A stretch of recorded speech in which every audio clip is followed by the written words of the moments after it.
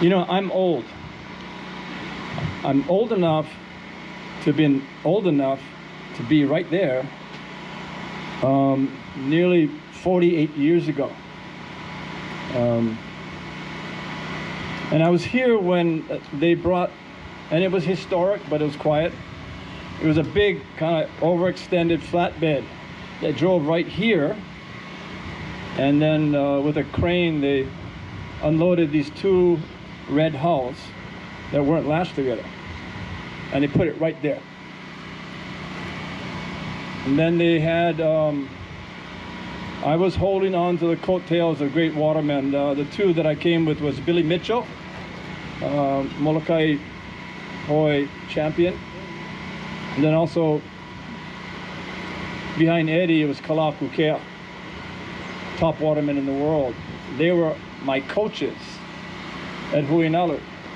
So I was hanging on to their coattails and did whatever they told me. They said, come to Kualoa.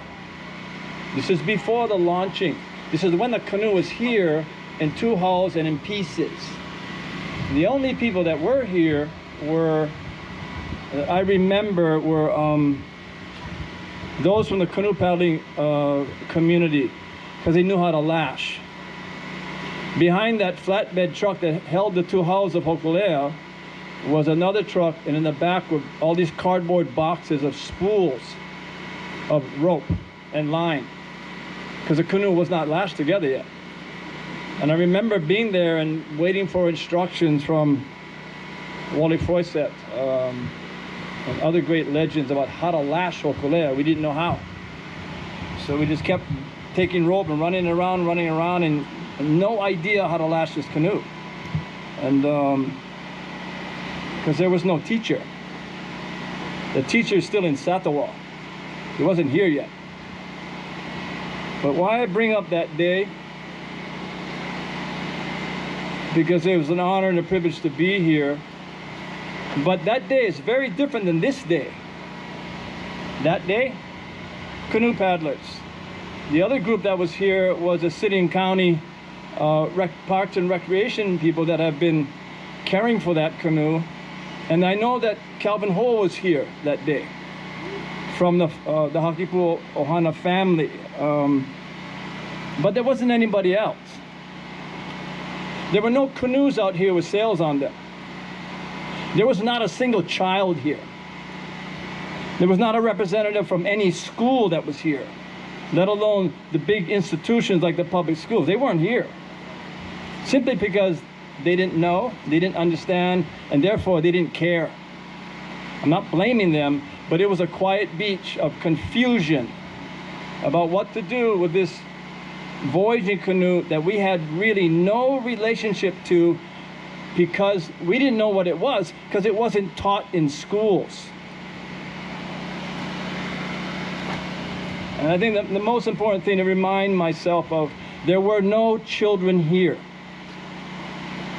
Today, for me, is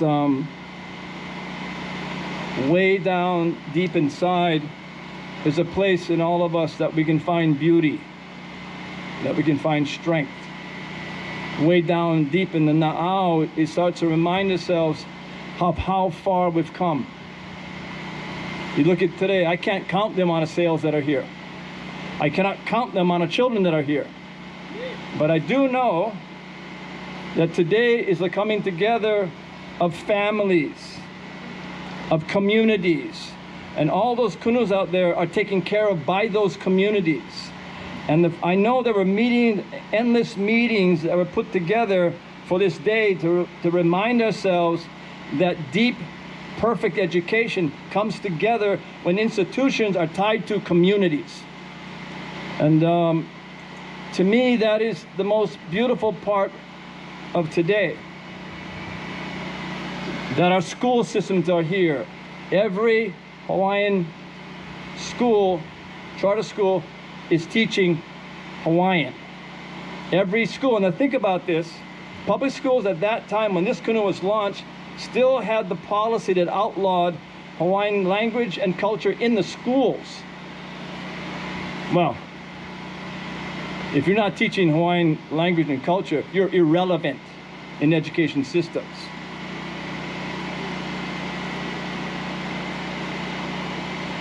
Today is an amazing day for me personally to be able to remind me. I want to thank Bonnie Kapea and all those who spent enormous amounts of time to put this together. I want to thank every canoe that came from the outer islands to get here. And Hōkūleʻa was the last to get here because we were too scared to go out in the strong winds.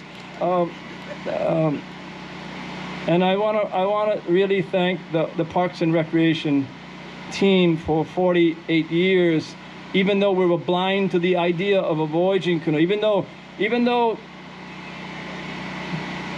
we must remind ourselves that there are good schools, but there are bad schools too. The schools that deny the education of the first peoples of that land are not good schools. And those schools the reason why children were here is they weren't educated. And that's just a few years back from my age. And look at us now. Back then, when Hōkūleʻa was launched, the estimation that there was less than 100 native speakers fluent, and they were all elders. Now there's 22,500. And that number is going to escalate, and it's going to go up. Today is a reminder of many days of how powerful our communities are when they're tied to the values of their culture, of their land, and about the future of children's well-being and security. And I think these are the kinds of days that are both symbolic of why Hawaii is so important. It's so important to be able to remind the world that if we teach our children the right thing, they will get us to the future that we could not. And so the Parks and Recreations, all the voyaging canoes, thank you so much for being here. And then the last thing, I want to thank mom and dad and grandparents that brought their children here to witness this day. A very different day than I was here the first time. Mahalo, you folks. Enjoy yourself. Best to you.